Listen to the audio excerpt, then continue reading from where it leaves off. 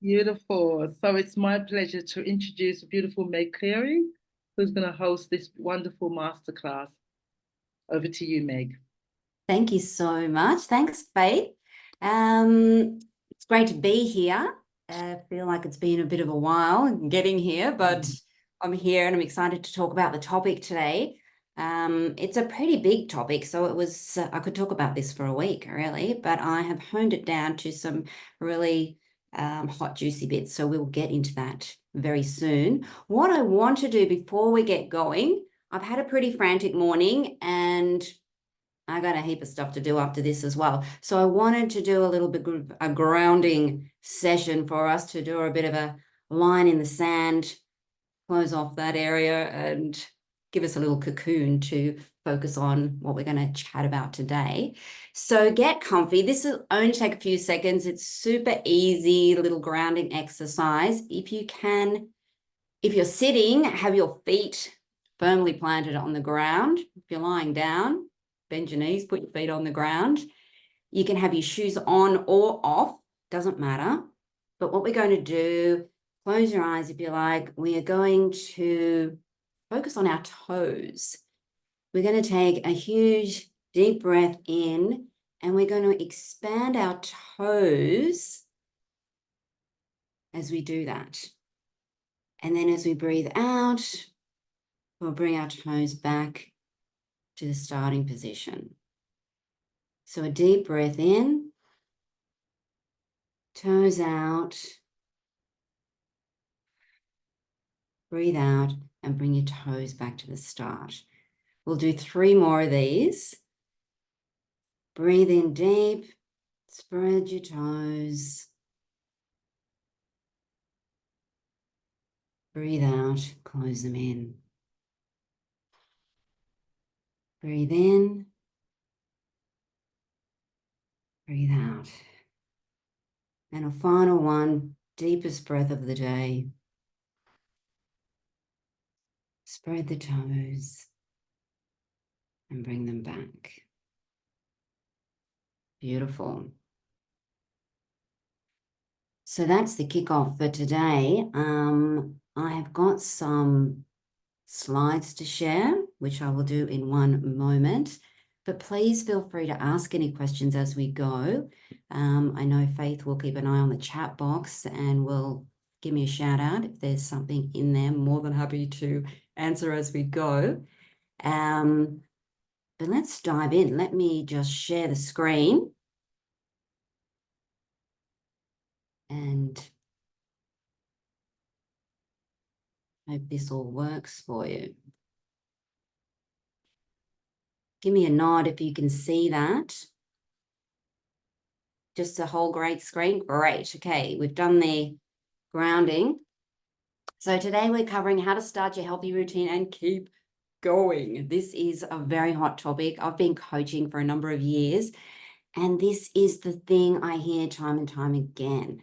People know what to do, they want to do it, but they just can't get going. So I really wanted to bring this to life, let you know you're not alone with this scenario. It happens to all of us. And let's dive in. I've got plenty of information that I want to share. But firstly, I wanted to start with why this is how it is. Why can't we get going? And why can't we keep going? Hello, my old friend inertia. So inertia is really about being stuck. It is, having a lack of motivation or energy or desire or impetus to do really anything. And the most common causes of inertia are uncertainty, overwhelm, fear, loss, and sometimes significant changes can render us feeling stuck. And overwhelm is a big one. This is the one that I probably hear the most with women at midlife. You know, when we feel overwhelmed, we tend to just spin around and do nothing. And that leads on to procrastination. Then we give ourselves a hard time for not doing anything. This adds to the already heavy layer of pressure that we're putting on ourselves. That increases the overwhelm and we end up just thinking we're lazy. Who can relate? Who has been in this situation where it just, everything feels too much and it's too hard to get going? Yes, I think we've all been there. I know it well.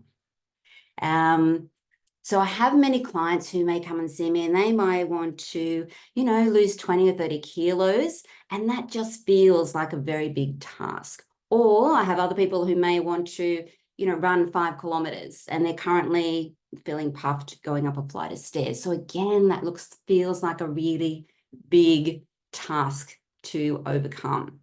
So when they're in that situation, they start feeling overwhelmed. They don't know where to start. And then it gets put into the too hard basket. It doesn't go anywhere. They still want to do those things, but they don't know where to start. It gets put in the too hard basket. And that too hard basket doesn't actually go anywhere. It just starts to feel fuller and fuller and fuller. And then our brain is telling us, we need to do this. We have to make a change.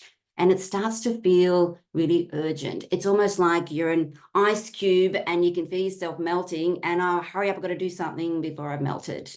And then when we get to that stage, we kind of have this tendency to go all in. We decide, righto, I'm getting up and I'm going to go 30-minute walking every morning. I'm going to eat all the chocolate, get it out of the house. I'm going to start a food plan. I'm going to start meditating. I'm going to do all the things, go to bed earlier, all the rest. So we kind of start going, and we might get up the first couple of mornings and we're like, yeah, we're doing this. This is all good. Then we forget we have an event on Wednesday night, so we don't get as much sleep. So Thursday morning, we don't want to get up. We're like, okay, I'll do it tonight. And then it gets to the late afternoon and we know we are not going to go walking tonight. We're feeling tired. We're reaching for some chocolate, for some energy. We get home. We don't want to cook. We pick up a takeaway. We sit on the couch and we're like, you know what? This is all too hard. I'm going to start again next week. This is a common scenario that happens. Tell me if this is resonating, because I know it's a common one for me as well. It's almost like the urgency builds up, then we try and do everything all at once, then it's too much, so we kind of fall over in a heap, and then we get stuck in that cycle again. So this is why it becomes so hard. I can see something in the chat, but you'll let me know if that's necessary. All right, so what can we do about it? Now, this is a different approach to creating a healthy lifestyle, I suppose we can call it. How do we make it happen? The approach that we're going to look at today will really take us away from that kind of all or nothing that we tend to dive into very easily. We know that all or nothing doesn't work. It can feel exciting at the start and we can feel like we're motivated and doing stuff, but we overschedule ourselves. We can't sustain it, and then we kind of just let it go. So we want to build a really solid foundation.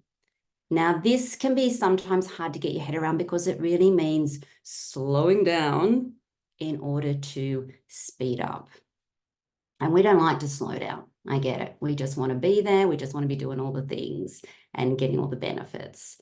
But with this, the only way really is to build yourself a solid foundation.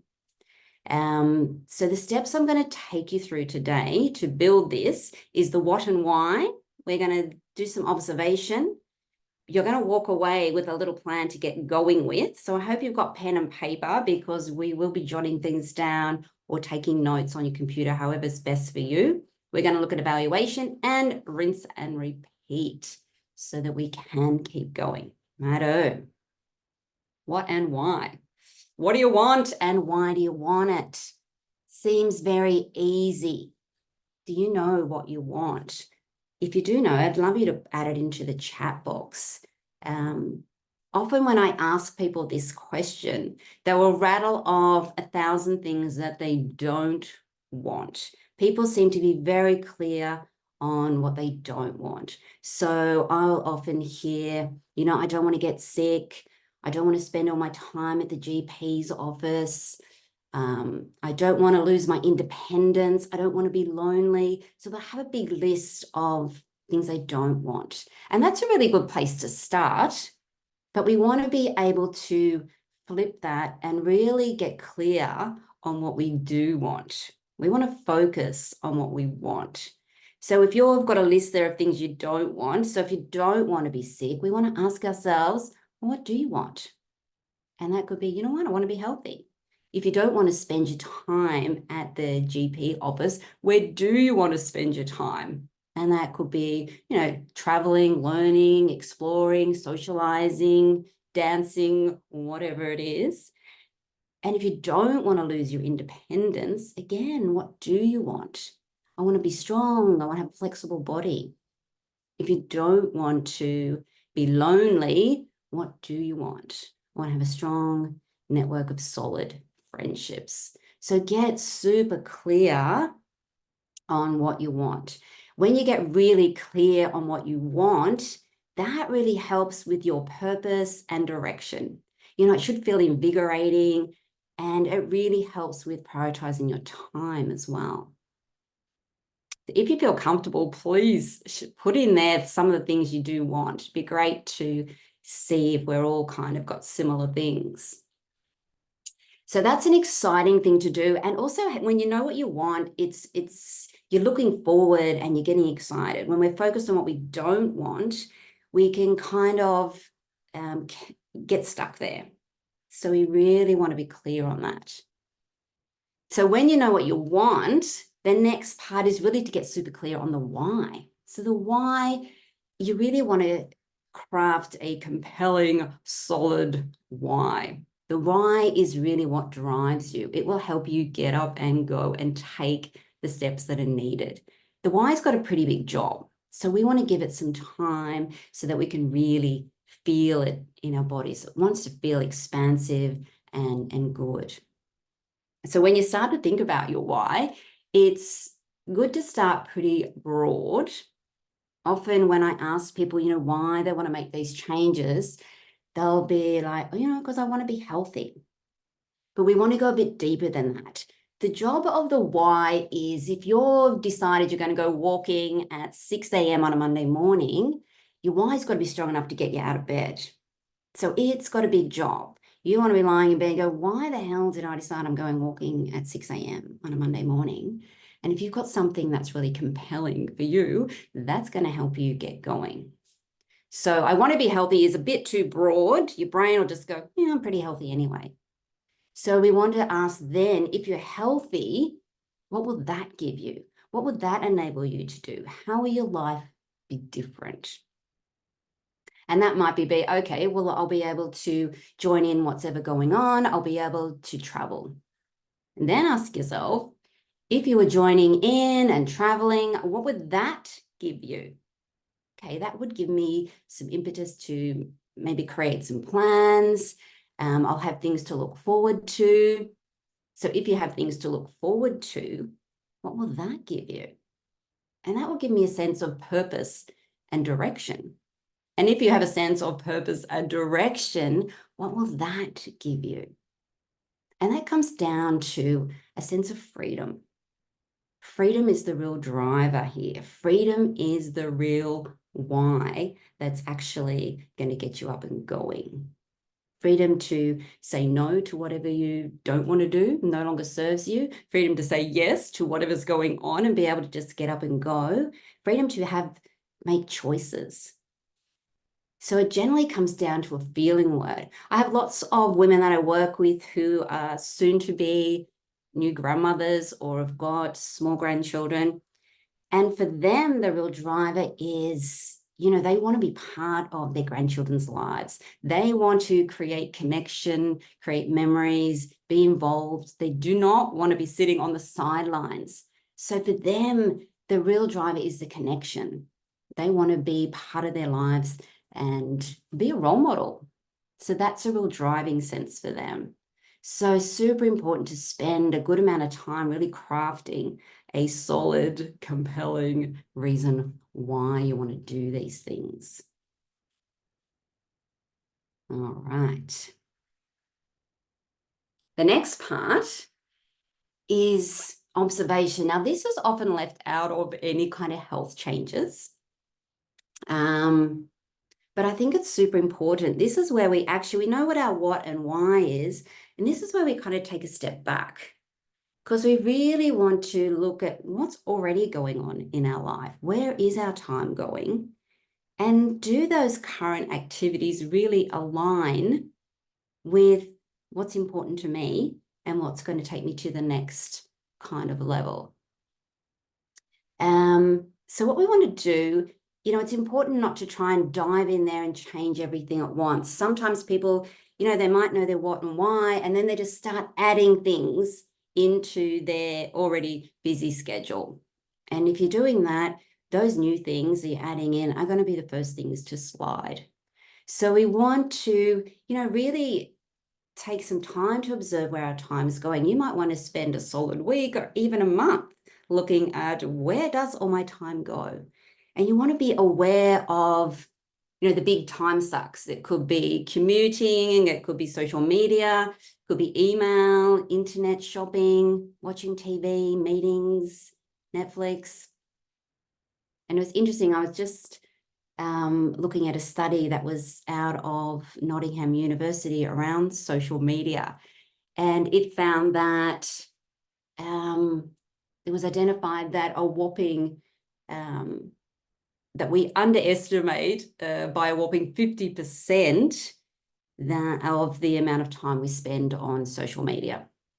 I don't know if I said that right, but we spend a lot of time underestimating. So which suggests that it's really an automatic kind of behavior. We're just doing it and not even realizing we're spending time there. It's very easy to pick up your phone and get scrolling for 20, 30 minutes.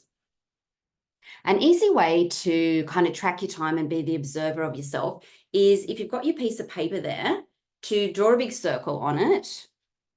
And you want to divide that into 4. So at the top point there, you put midnight. Then at the next quarter, we're going to put 6 a.m. Then we're going to put midday at the bottom, and then 6 p.m. on the side. So it's basically turned into a clock, but we've divided our day into 4. And this is a nice visual way to kind of color code where your time's going. You can cut out a bigger chunk of time for sleeping, you might have work, and then you can see kind of where the majority of your time's going. This does not need to be an exact science. You just want to get an idea of where does my time go. So once you get a list of where your time's going and kind of average how much you're spending there, we want to kind of stop and ask ourselves a few questions about each of those activities. So the first thing you could ask, on a scale of 1 to 10, how much does this activity align with what's important to you? Lots of things we've been doing for so long that we don't even question them. We don't even check in. Actually, do I need to be doing that? Why do I do that? So it's nice to kind of stop and start to question these things. Some things you definitely will want to keep, but there might be things that you are ready to let go of. And asking, does this activity really need to be done? And what's the best thing that could happen if I stop doing this activity? And that could be temporarily or more permanently.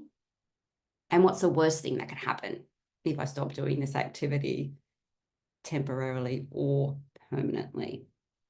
Great questions to really reflect and get an idea of where your time's going. Our time is so super precious.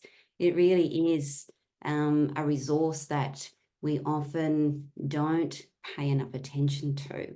So I'd really encourage you to kind of spend a bit of time there, because if you know where it's going, then you can really prioritize, again, what's important to you and the direction you want to go.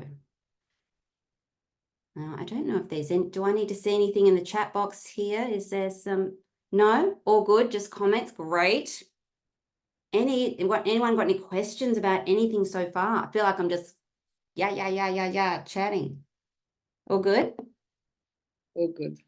Great. All right.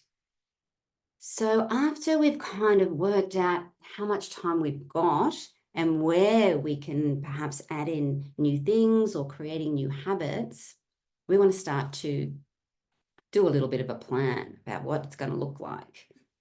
Now, I like to stop here for a second and remind ourselves that we don't actually have to do anything. We are adults and we can sit on the couch all day long if we want. 100%. I find that myself and lots of people telling ourselves we have to do this, we need to do this, we should do this. And I don't know about you, when I say those things to myself, you can kind of feel the pressure. You know, and I have to do that, I need to do this. And, you know, life's already pretty pressured. We don't need to do anything. I think sometimes just letting go, I don't have to do anything. And flipping that way of saying it to, you know what, I actually want to do this, or I'm choosing to do this.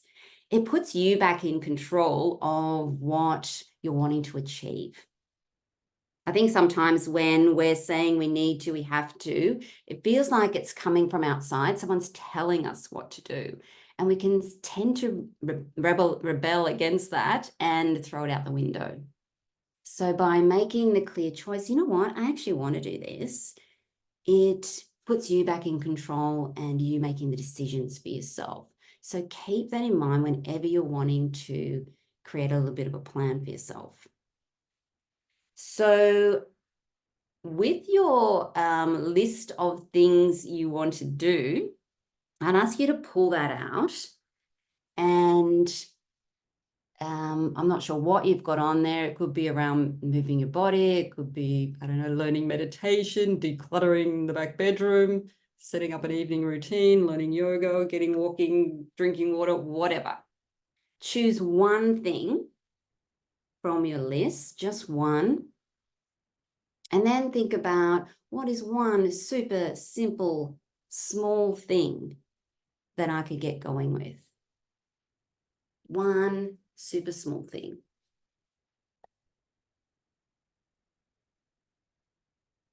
Anyone want to share where they're kind of going to go or what they're thinking of? What would be one thing they're really keen to get going with?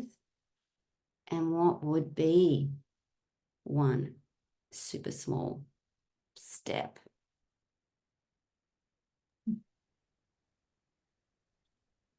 I've got a couple of things. One of them is to do with my knees. I think that might be harder to get a one thing. But the other thing was around changing that I said before the session, changing my eating habits where I have my main meal during the day as opposed to at night, which means I go to bed quite heavy.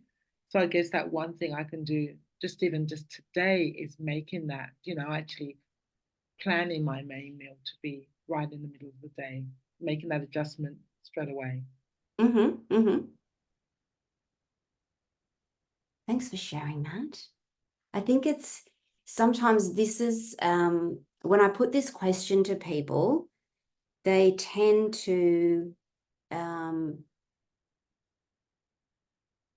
put out there, they might say they want to go walking, for example. They might say, you know what, okay, I'm going to go walking 5 days a week. And I often tell them, okay, just halve whatever you have first decided, cut it in half, because there is no rush in any of this. We really have to slow ourselves down to super, super small steps. We often feel that, I can do more than that. I can focus on more than one area. We also have to remind ourselves that if you are kind of thinking, all right, I'm going to go and do this, and you kind of feel weird about cutting it in half, we have to remind ourselves that even making one change in one area of your life will have a knock-on effect to other areas. So what I mean by that is, so for example, if you've decided, you know what, I'm going to go to bed earlier, I'm going to get some more sleep, I'm going to go to bed 30 minutes earlier. Now that one decision and one habit that you're working on will give you more energy. If you've got more energy, you're then able to exercise. If you're exercising, you're probably going to drink more water. If you're doing all those things, you're probably going to sleep better as well. So we can see how just focusing on one thing is actually going to impact a range of areas. And that's why it's important to just come in with one focus and one small change rather than trying to do it all at once, because other areas will be impacted as well. And starting super small also allows us to just get going. You know, it's all about just getting out the door if that's what you're wanting to do and having a red hot go. It's a lot easier to talk yourself out of a 30-minute, 40-minute, 50-minute walk than it is a 10-minute walk. So sometimes we have this belief that if I don't do at least 30 minutes, it's not worthwhile. But that 30 minutes, your brains keep saying, I don't have time for 30 minutes. So it becomes a barrier. You don't actually even get out the door. But if you decide, you know what, 10 minutes, I'm just going to get out there and go for 10 minutes, you're more likely to get out the door. And once you're out the door, you're more likely probably to do more than 10 minutes in a lot of the cases. So breaking it down to super, super small steps and tiny amounts is really about getting around your brain, because your brain's going to want to talk you out of it. Our brains do not like change or doing new things.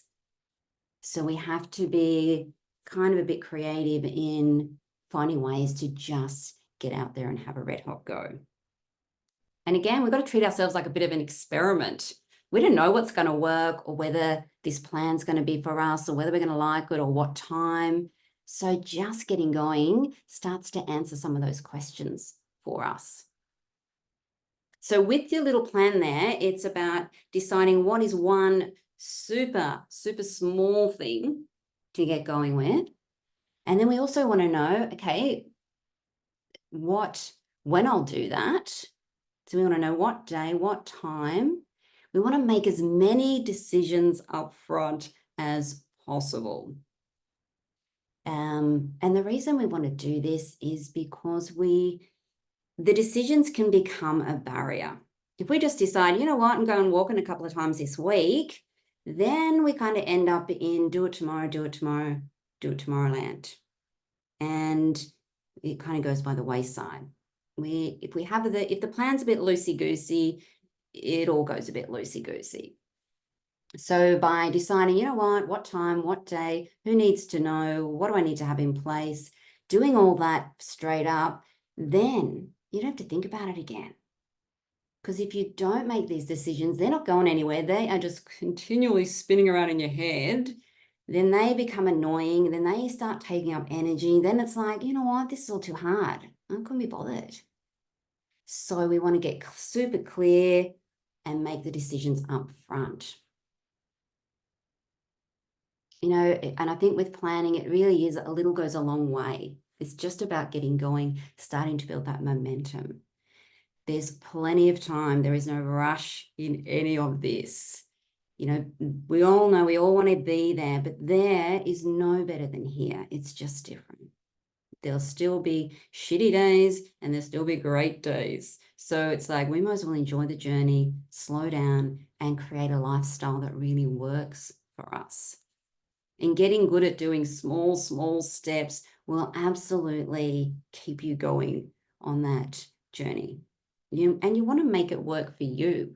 You know, creating a lifestyle is really about how you want to live. It doesn't have to be anything for anyone else. It's really about creating and being excited about how you want to live your life. All right. So we've done the what and the why. We've stepped back and had a look at where our time's going. We've got a tiny little plan to get going with to build up. Now we want to look at evaluation. Now, again, this is another part that's often overlooked, but it's a really great way to reinforce what's going well and to bring the plan in front of mind and to keep it alive. So evaluation, especially at the beginning when you're trying something new, really great to, do this at the end of every day. If you're doing daily things, or at the end of the week, spending 5 minutes. We're going to do a bit deeper diver one, so it might be 10, 15 minutes. But these 3 simple things of what went well, what didn't go well, and what we'll do differently next time. Now, also important to know that they're in this order for a reason. We really want to focus on what went well, and we want to be looking at that straight up. If we went to what didn't go well, then we'd be feeling flat, and then the what went well is probably not going to be as exciting or as impactful. So really focus on what went well first. And I think sometimes a lot of us can really struggle to think about, well, what went well? Well, I did it. So we also want to dig a bit deeper than that to really create a story around what went well, to again really build that evidence that we're doing it and we can do it and we're making progress. So I want to take you through a little way of doing this to bring it to life a little bit. I'll put an example around it. So this is the plan. I'm going to walk Monday, Wednesday, and Friday each week, 6:30 a.m. Okay, so I get to the end of the week and I'm doing a little bit of a evaluation. Okay, I'm going to look at what worked. Okay, I did 2 walks. I went further on the second time. I went further than the last time. I went even though I didn't feel like it. It's a huge bonus. I took a friend along for one of these walks. I ticked off my tracking sheet. That felt good. And I stretched after I went walking as well. So they're all the things that went really well. Then we want to look at a step further is to think about why these worked.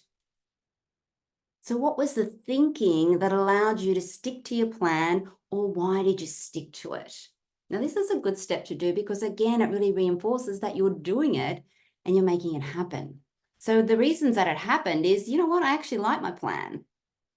I want to go further in the same time because I'm challenging myself to go a bit further each time. When I didn't even feel like it, I reminded myself, this is my podcast time. When I go for my walk, I listen to my favorite podcast. So that allowed me to keep going. I caught up with a friend, so double whammy. I was social and I was exercising. So that was really great. I got to put another tick on my chart. So again, I'm building a bit of momentum and seeing my progress. And, by stretching afterwards, this is another great way of looking after myself. So that's a full evaluation of what you can do, really focusing on what's gone well and why. How did you make it happen? That's super important to reflect on and be excited about. Then we want to look at same plan, what didn't go to plan. Just as important to look at this. So what didn't work? I missed one day. I was going to do 3, but I did 2. And I gave myself a hard time for not doing that walk. And now, similarly, what we did before, we want to look at why. So why didn't it work? And always super important to use a lens of curiosity. Always be fascinated by yourself and to have a sense of self-compassion. Okay, so why it didn't work? I felt tired when I got home from work. Then I found I didn't like my reason for not going for a walk. So I sat there judging myself, telling myself I should have been doing it. I was also stressed. And when I'm stressed, I found out that I revert to old patterns. And as soon as I got in the door, I poured myself a wine. And then I couldn't go for my walk. But the thing, what was under the stress is because I kept telling myself or thinking to myself while I was at work, I don't have enough time. Because I kept telling myself that I didn't have enough time to get all my work done, then I didn't take a break, which then left me feeling tired and drained. So these are the reasons why it didn't happen. So then we want to look at, with our reasons, what would I do differently next time? So these are all the reasons that prevented us from doing that third walk. So what could we do differently? You know, I felt tired when I got home from work. So I can simply remind myself, walking will give me some more energy and help with the managing my stress levels. I judge myself. We also want to remember to always use a lens of self-compassion, that I won't always stick to my plan, and that's okay. I could do some journaling to help release the stress, take down some notes, look at what's going on. And also recognize what happens when I'm thinking I don't have enough time. You know, that had built up the stress through the day when I kept thinking, oh my God, I've got too much to do, I'm never going to get it done. I can ask for some help, or I can remind myself I've been in this situation before and I always get it done. So this is a great way to unpack what's happened, but also to give you some ways of dealing with it next time when it does come up.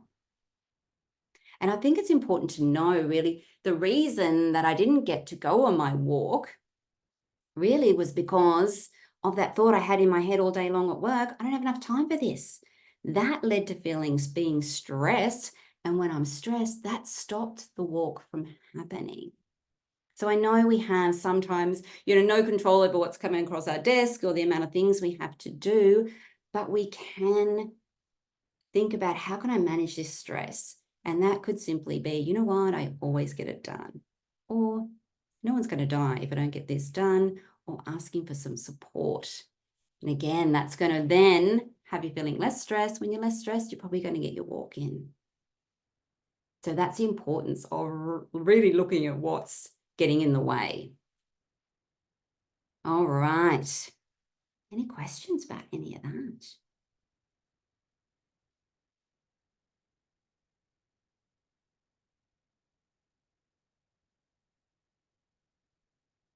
And the final part of the puzzle of our 5 steps is the rinse and repeat. And this is the keeping going. How do I keep going? Which is a super important part of it. And as I've mentioned before, it's important to recognize that our brains will want to take us off track. They don't like learning new things. You know, the brains are wired to do as little as possible, to conserve energy and to be efficient.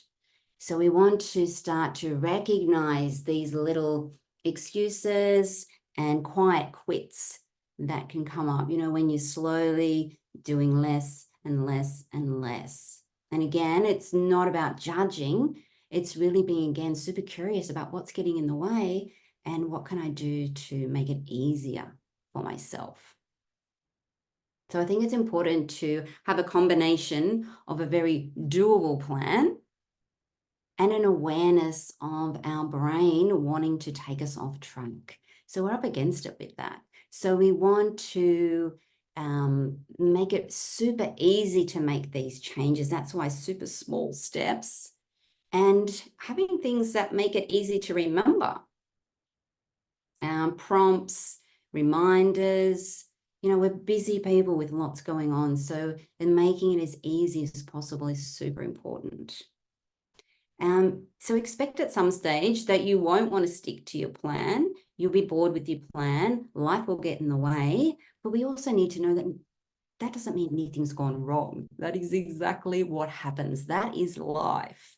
And the more we're okay with that, knowing we'll go off track, then the more we can be prepared to just slowly meander, find another way, change things up, start to look at things through curiosity, what is really getting in the way here, and start to slowly find ways back on.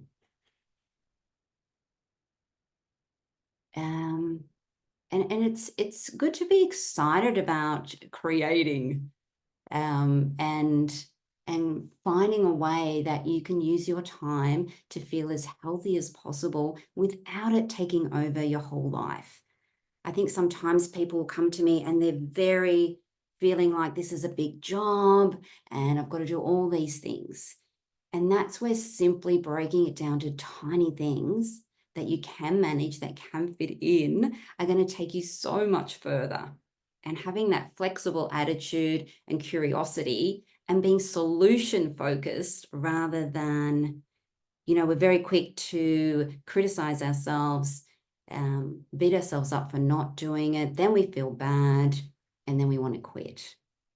So we want to be able to recognize, okay, this isn't working. What could I do differently next time? What would work for me? And I've got some questions here that can be really helpful to get you going again. You know, how could I make this easier for myself? Super important to make it as easy as possible. How could I make this simpler for me to follow? How could I be kinder to myself in my scheduling? Super important not to overschedule yourself. Really halve it down at the start. It's really just to get you out the door and get going and build a bit of momentum. How could I do this and have fun? Super important. If it's not fun, we're not going to do it. And what if it was just a game? How would I approach this? Love that one. And that gets you thinking a bit broader and a bit more creatively as well. So why should it be a chore? We don't want another job to do. We've got enough jobs to do. You want to have some fun. And just a couple of other, you know, handy hints to reflect on and to remind ourselves of to help us to keep going. You know, it's never allowed to beat yourself up. That is the main rule. No beating yourself up allowed. You know, it has, as mentioned before, that just has us stuck, feeling bad and quitting. And there is no rush. That is another super important one. There is no rush. Sometimes we put that pressure on ourselves and then again, we let it all go. Do not overschedule yourself. Be super clear in your calendar to have lots of white space. Be fascinated by yourself and your behaviors and celebrate the shit out of every step you take, because it is not easy to get going and keep going. Super important to be excited about it and to keep reflecting on what's gone well. When we look at what's gone well, we feel better. When we feel better, it's much easier to keep going. And this is just a nice little, you know, doing more versus slowing down. The doing more kind of philosophy is work hard, feel frustrated, work even harder, feel tired, drained, and more frustrated. Repeat. Versus pause, ground yourself, move towards quality and effectiveness, choose your priorities, move forward at your pace, adjust as necessary, and go again. Which feels, for me, so much more doable and comfortable and, I don't know, just feels nice. That's pretty much all we've got, but I would love questions and comments. That is just my contact details as well. I'd love to know the plan that you set for yourself and how you went. So please email me, text message me. I'd really be very interested to see how you went with making a super, super small step. That QR code there will just take you through to more about the type of work that I do. But please get in contact, because if we don't get out there and do it and take those small steps, you know, we're just going to keep thinking about it and driving ourselves crazy, basically.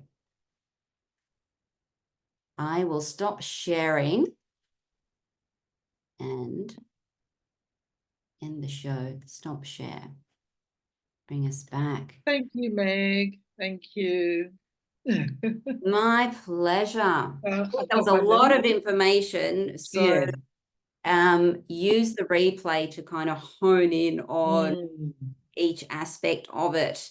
but I think I just wanted to try and cover off on all the cracks that we tend to fall through when we're starting out and creating something new.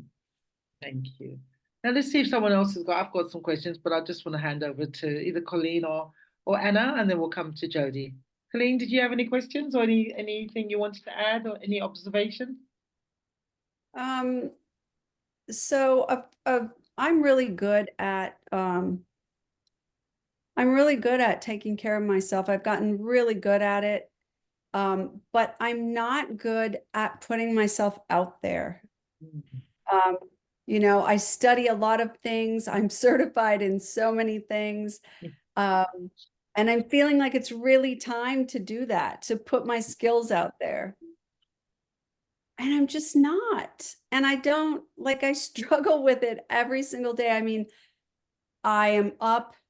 My routine in the morning is just beautiful. I'm up at 5. I do all these things. I meditate. I teach you know, like, but I'm not putting myself out there, and I just am frustrated, confused about it. And I mean, I'm a super introvert, but still, I should be able to. It's easy for me to create things, but then. Yeah, I don't know. I feel very stuck in that. Every other aspect is just really clicking along. My health is so good now. I have such a strong routine. I do yoga 5 days a week. I work with a strength trainer. I'm great. But then there's the but. I don't know. I don't know. So many amazing things happening. As you said, you've got a really beautiful morning routine, great exercise, really healthy.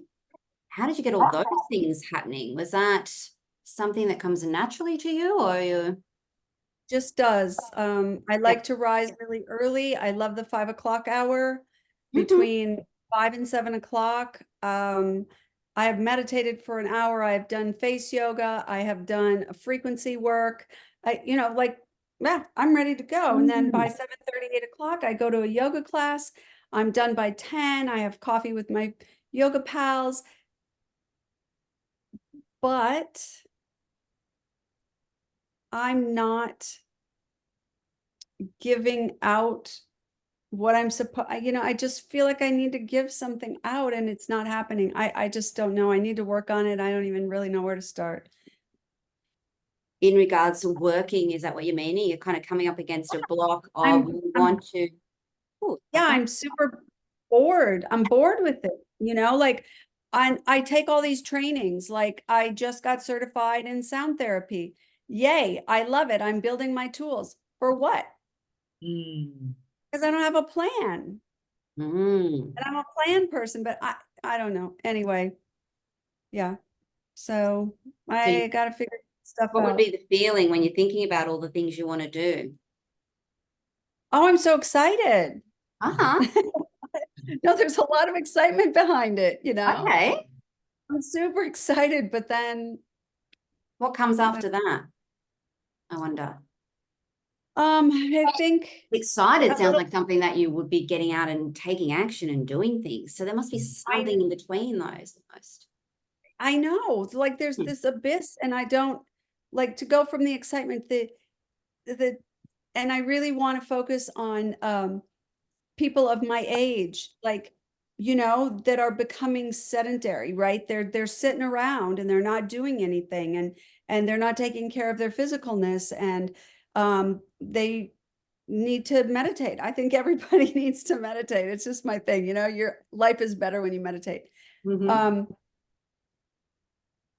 know, I don't, like I said, I'm confident, I'm strong, but there's just this disconnect somewhere. And I think it's has a lot to do with the fact that I'm very introverted. I don't know. And I just don't know. I don't know. It's weird. It's very weird, but I am very excited about it. And I would hope that that would, you know, be the fuel to kind of, yeah, I don't know. Yeah. So I that's wonder what me. other introverted people do. I don't know. Hang out with themselves and laugh all day. To know the ones that are out there doing things. I Well, don't know. sure, there's a lot of introverts doing things, but Ah. this one is hanging out with herself all day and her cats, being weird, like. Does it feel like it's the what and the why though? Because I feel like I'm getting clear about Colleen's why, but I'm not sure if I'm clear about the what. So I wonder if it's just about Colleen spending time getting the what clear. Because I feel the passion for the whys, but there's so much energy about the whys, but I'm not sure about the what. And I wonder if it's about working on the what, Colleen. What do you think, Meg? Yeah, or even narrowing the what down, because the what, you've listed loads of things that you want to put out there, and that can sometimes the what's where do I pretty start? Thank you, Faith, for bringing up the why, because there's some why things coming up for me. Yeah. I think it's a possibility. No, but that's a kind of a one-on-one thing. I reckon that you could really crack it and just hone in on just getting someone you might. I mean, Meg would be amazing, but if you wanted to do someone local, but I would say crack it and really get someone to sit with you and go and really work that out, because I know you and I know that you're really focused and dedicated and you're committed and you're consistent. And I think that that's something you can give to other people, but it's kind of how do you package that? So you've got these things. The what? Mm. Yeah. Okay, it's a good frame for me to look at right now, because coming into this an hour ago, I didn't have that. So thank you, Meg. Thank you, Faith. Okay, let's see if Anna wants to add anything. Hello, Anna. Hi everybody. Hi Faith. Hi Meg. I was I was really touched, like when we were going through it. I was like, yeah, I'm doing this, I'm doing that. Like I know my why and my what's, and like the clock was fantastic. Yeah, for me. Because I can scroll. I'm thinking it's 3 minutes, but it's 30, right? It's really easy to do. Go down the rabbit hole. But yeah, I was really like, oh, I'm doing this, little small steps. So yeah, and it comes back to the small steps for me. But it was good to write it all down. And I'm going to listen to the replay as well. Thanks, Meg. Oh, my absolute pleasure. And I think it takes a bit of getting your head around small steps, because we're so fed to us that get in there and do it all. And it really is stepping back and halving, quartering what you think is the place. Really, really bring it down to that small thing, just to get going, just to take that first step and start to build a bit of momentum and see how it feels to do it that way. Yeah, the thing of breaking a 30-minute walk into 3 10-minute walks was really good. And I thought, oh yeah, I can do that. This thing that seems really far away. Yeah. I agree. I think making it accessible, because I think we just get overwhelmed when we think about the big thing we've got to do. So I really loved what you had to say too. And like Anna, I really love the clock as well. I actually drew it down and, looking at those things. So yeah, that's great. Do you want to add anything else, Anna? Sorry, I jumped in, got excited. Oh, that's it. Thank you very much. It's just good to go over this thing of just being kind to yourself. It's like not the destination, it's actually the journey. 100%. You can learn so much on the journey.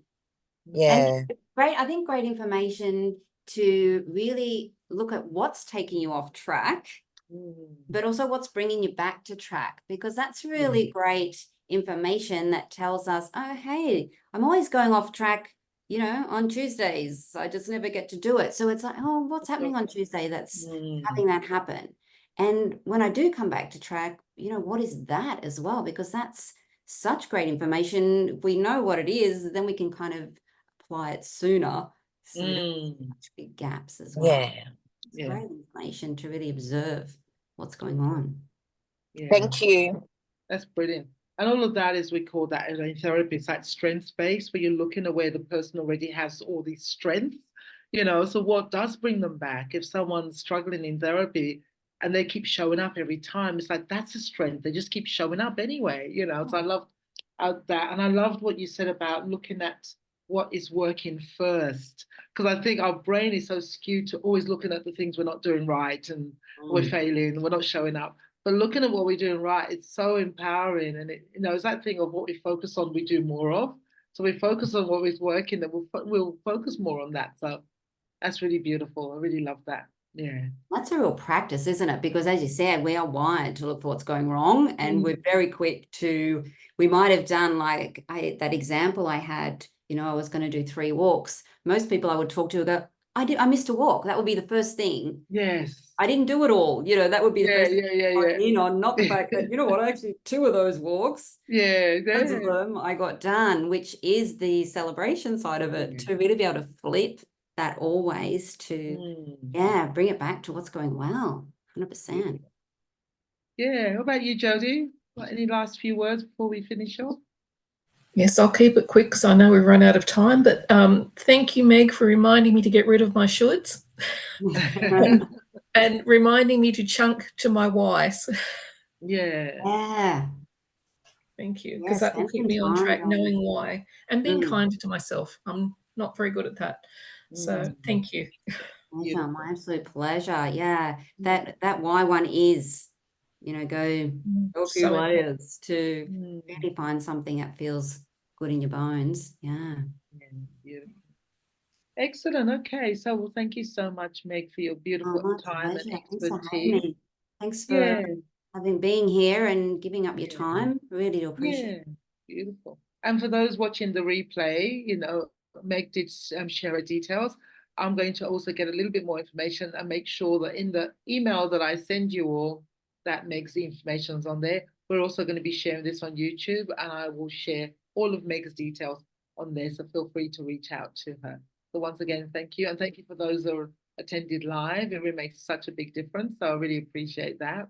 And we look forward to seeing you next time, next week, next Thursday. We're looking at a masterclass on ageism.